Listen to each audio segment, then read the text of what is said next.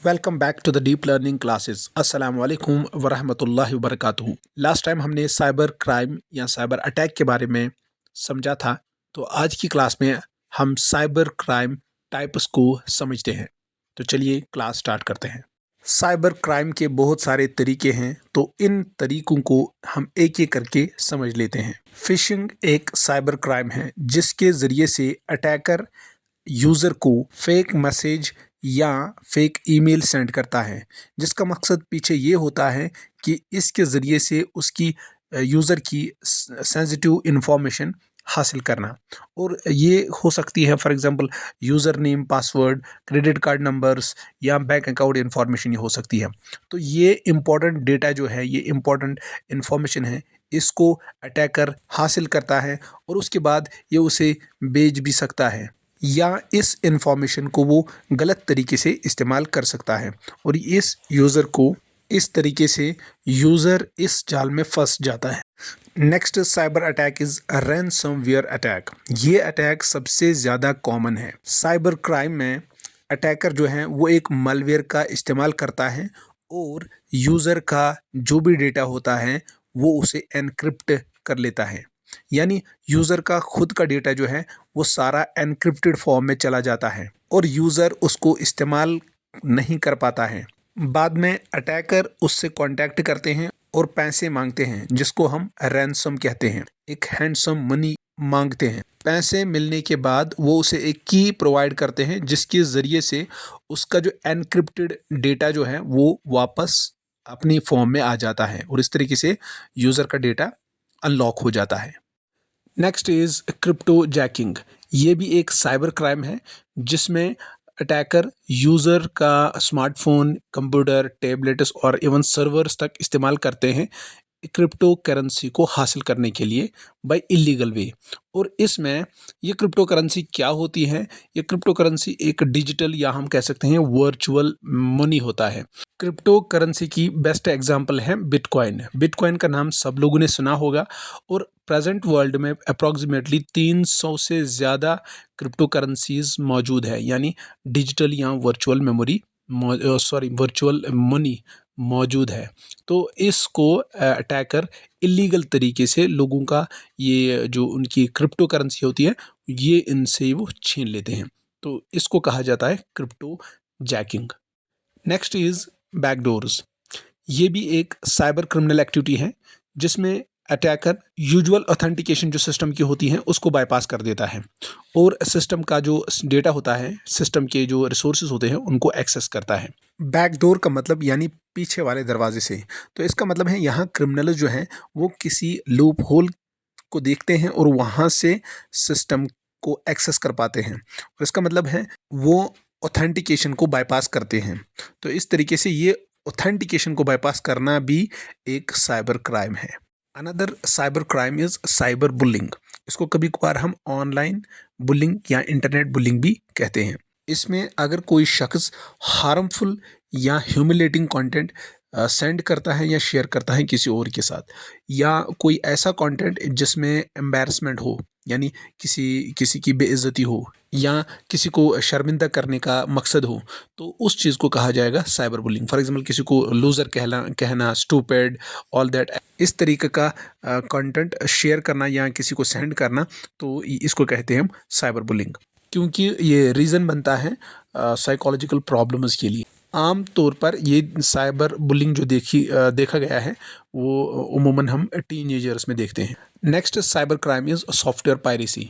Software piracy का मतलब होता है कि अगर हम इलीगल यूज़ करेंगे किसी सॉफ्टवेयर, जो कोई सॉफ्टवेयर हो जिसको हमने पे नहीं किया हो, यानी हमने उसको ख़रीदा ना हो और लेकिन उसकी कॉपी का इस्तेमाल करते हैं, तो ये एक इलीगल तरीका है उसका इस्तेमाल करना। यानी हम कहीं ना कहीं उसके कॉपीराइट जो होता है उनको वायलेट करते हैं या उनकी जो लाइसेंस रेस्ट्रिक्शंस होते हैं उनको हम वायलेट करते हैं।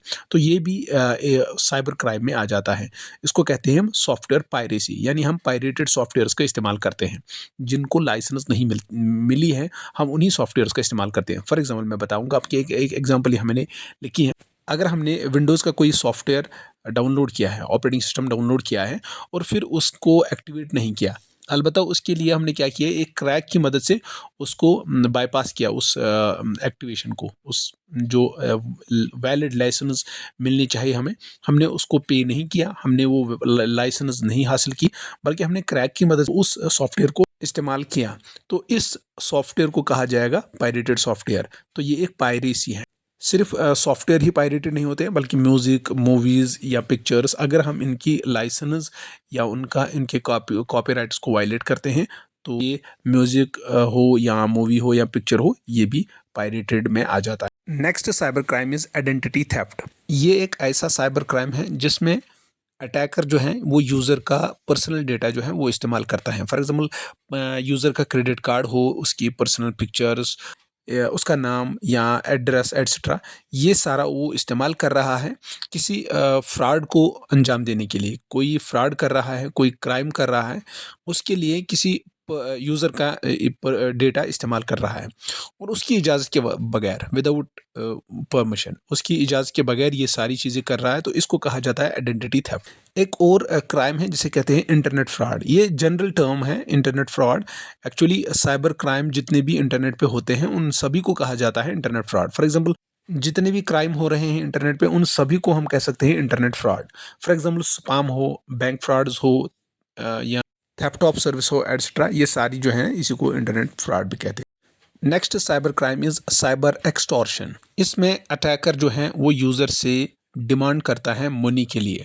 अटैकर के पास इंपॉर्टेंट डेटा होता है यूज़र का, जो उसने उससे चुराया हुआ होता है, या कभी कभार अटैकर जो है वो उसको मलेशियस एक्टिविटी, मलेशियस कोड भेजता रहता है, और इस चीज़ को रोकने के लिए वो उससे डिमांड करता है कि आप मुझे पैसे दो। ये भी ठीक उसी तरीके का साइबर क्राइम है जिस तरीके से हमने रैंसमवेयर पढ़ा था, लेकिन रैंसमवेयर में अटैकर जो है वो यूज़र का डेटा एनक्रिप्टेड फॉर्म में तब्दील करता था, और उसके बाद उसको की देता था, और उस की के लिए वो उसे रैंसम यानी कुछ पैसे डिमांड करता था। लेकिन यहाँ साइबर एक्सटॉर्शन में यहाँ जो है डेटा चुराया जाता है, फॉर एग्जांपल फ़ोटोज़, वीडियोज़, और ये थ्रेट किया जाता है कि मैं इसको, अटैकर कहता है कि मैं इसको शेयर करूँगा सोशल मीडिया पे।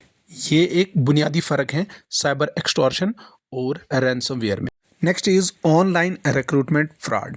ये एक ऐसा साइबर क्राइम है जिसमें फेक जॉब अपॉर्चुनिटीज़ को रिलीज़ किया जाता है फेक कंपनीज़ के द्वारा, जिनका मेन मकसद होता है फाइनेंशियल बेनिफिट्स फ्रॉम एप्लीकेंट्स, कि जितने भी हमारे पास लोग आएंगे जॉब अपॉर्चुनिटीज़ के लिए, उनसे हम पैसे वसूल करें, या उनका डेटा स्कैमर्स को बेचते हैं। For example, passport details, credit card information, bank information, personal information जो भी होती है, वो फिर स्कैमर्स को भी बेच देते हैं। या कभी कभार वो एप्लीकेंट से डिमांड करते हैं पैसे कि हम आपको असिस्ट करेंगे जॉब में, इस जॉब को पाने के लिए हम आपको असिस्ट करेंगे। Next is online drug trafficking. ये भी एक साइबर क्राइम है जिसमें इलीगल तरीके से ट्रेड किया जाता है, या ट्रांसपोर्ट किया जाता है, या डिस्ट्रीब्यूट किया जाता है नारकोटिक ड्रग्स। ये विद इन द कंट्री भी होता है, और कभी कभार इंटरनेशनल बाउंड्रीज तक इसकी पहुंच होती है, यानी विद इन कंट्री भी और आउटसाइड द कंट्री भी ये ऑनलाइन ट्रैफिकिंग होती है। इसकी एक एग्जांपल है जिसको कहते थे सिल्क रोड, जो कि शट डाउन हुआ था 2013 में, जो कि एक ऑनलाइन ड्रग ट्रैफिकिंग प्लेटफॉर्म था। इसके ज़रिए से इलीगल ड्रग्स को ट्रांसपोर्ट किया जाता था। For example, cocaine, heroin etcetera, ऐसे ड्रग्स को यहाँ सोल्ड किया जाता है। नेक्स्ट साइबर क्राइम जो है वो है social media fraud. Social media fraud में, यानी सोशल मीडिया में एक फ़ेक अकाउंट बनाया जाता है, और उस फेक अकाउंट के ज़रिए से बहुत कुछ हार्मफुल एक्टिविटीज़ की जा सकती हैं, और ऐसा करना कानूनन जुर्म है, इसलिए इसको साइबर क्राइम डिक्लेयर किया गया। इसकी एक कॉमन एग्जांपल है, वो है सोशल मीडिया फ्रॉड की एक कॉमन एग्जांपल है, दैट इज़ ईमेल स्पैम।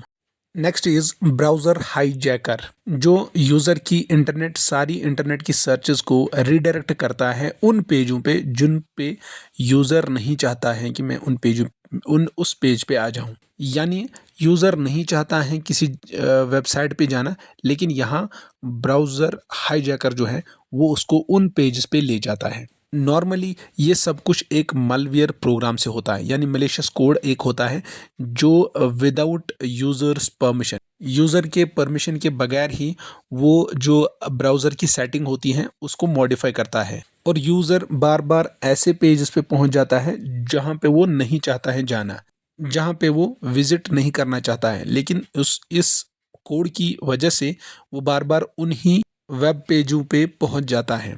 तो ये नॉर्मली अनोइंग होती है, इसमें नुकसान कोई नहीं होता है लेकिन अनोइंग होते हैं। एक्चुअल में जो हाईजैकर्स होते हैं वो अपने लिए एक एड रेवेन्यू जनरेट करने के लिए ये सब करते हैं। Next is web scripting virus. ये एक मलेशियस कोड है जो वेब ब्राउज़र सिक्योरिटी पे अटैक करता है और हैकर वेब पेजेस को इन्फेक्ट करता है विद मलेशियस कोड।